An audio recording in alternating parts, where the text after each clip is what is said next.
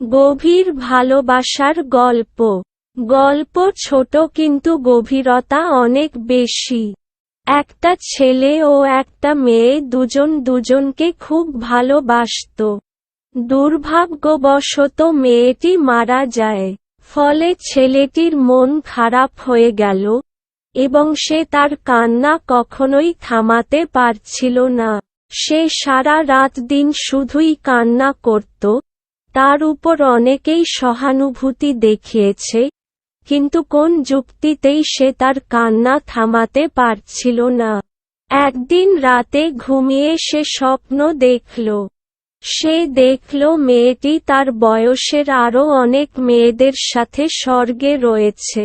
সে একটু স্বস্তি অনুভব করল, কিন্তু সে লক্ষ্য করল যে সমস্ত মেয়েরা পরীদের ড্রেস পরে আছে, এবং তাদের সবার হাতে একটা করে জ্বলন্ত মোমবাতি রয়েছে।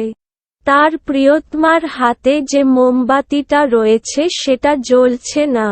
সে জিজ্ঞাসা করল, তোমার মোমবাতিটা জ্বলছে না কেন? মেয়েটি বলল, আমি যখনই মোমবাতিটা জ্বালাই, তোমার চোখের জল এটাকে নিভিয়ে দেয়। প্লিজ তুমি আর কান্না করো না।